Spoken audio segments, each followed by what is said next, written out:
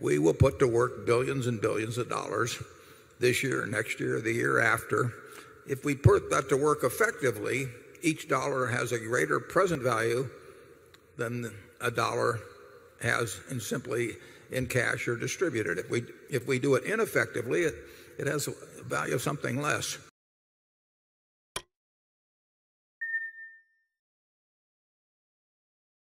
This is Phil McCall from Connecticut. I wondered if you could comment on a subject I don't think you like to talk about very much, which is intrinsic value and the evolution over the past 10 or 12 years of going to off and on, but giving us in investments and then giving us the operating income and suggesting that might be a good guide to us. I find it extremely helpful. I'm not sure other people do when looking out the 20 years you're talking about, looking ahead on both those two parts. Any comments you might have, I'd surely appreciate. Yeah, well, the intrinsic value of Berkshire, like any other business, is based on the future amount of cash that can be expected to be delivered by the business between now and Judgment Day, discounted back at the proper rate. Now, that's pretty nebulous. Another way of looking at it is to try and figure out the value of the businesses we own presently, and we try to give you the information that will enable you to make a reasonably close estimate as that. We own lots of marketable securities. It's probably safe to say that they are worth more or less what they are carried for. And then we own a number of operating businesses, and we try to give you the figures on those businesses that are the figures that we use in making our own judgments about the value of those businesses. Now, that tells you what we have today and more or less what it's worth. But since Berkshire retains all of its earnings, it becomes very important to evaluate what will be done with those earnings over time. I mean, it is not only a question of what the present businesses are worth. It's a judgment on the efficiency or the effectiveness with which retained earnings will be used. If you had looked at the intrinsic value of Berkshire in 1965, we had a textile business that was probably worth about $12 a share.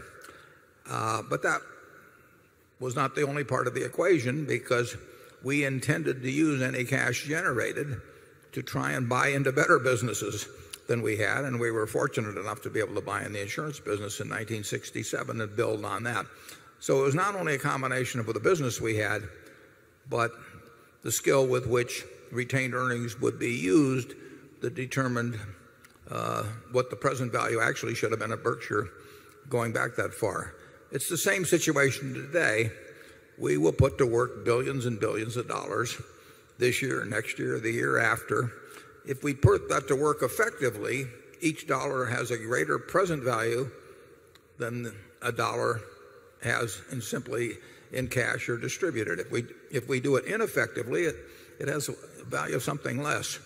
The businesses today, we have, whatever the figure is in the annual report, roughly $80,000 in marketable securities.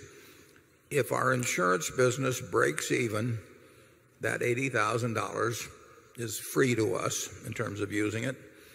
And we have a group of operating businesses, and we show their earnings in the report, and we're going to try and add to those, and they'll try to add to their earnings. But if Charlie and I were each right now to write down on a piece of paper what we think the intrinsic value of Berkshire is, our figures would not be the same. They'd be reasonably close. I think with that, I'll turn it over to Charlie. Yeah, what's hard to judge at Berkshire is the likelihood that you'll have anything like the past to look forward to in the future. Berkshire has gotten very extreme in terms of investment results. In fact, it's gotten so extreme that it's hard to think of another similar precedent in the history of the world.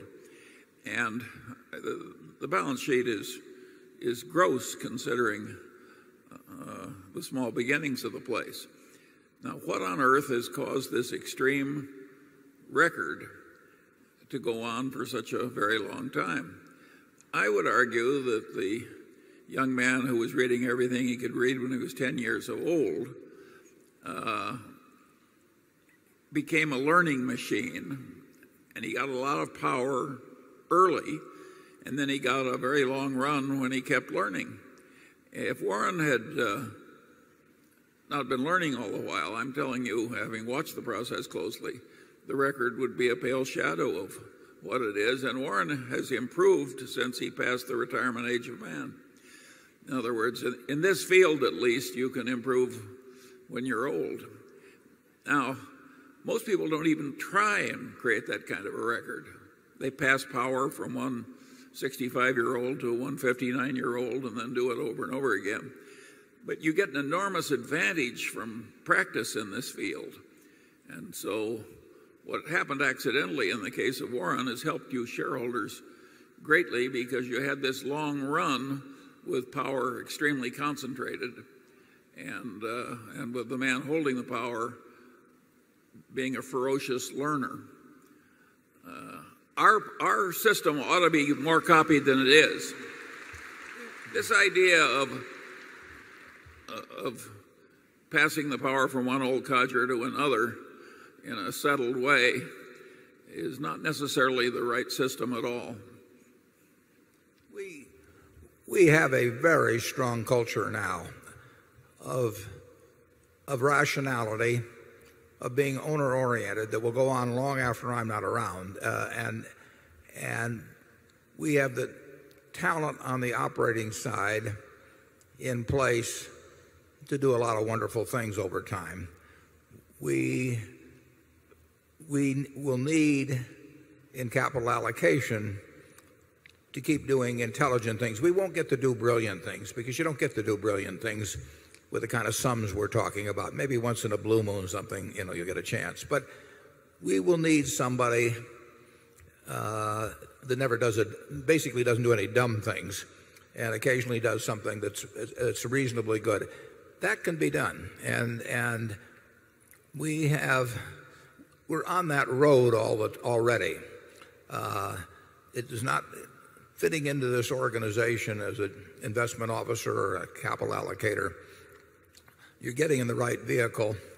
It has the right standards.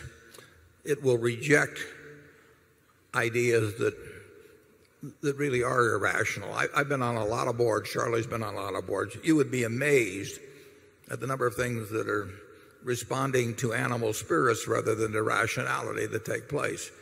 And we have our animal spirits, but we devote them to other areas.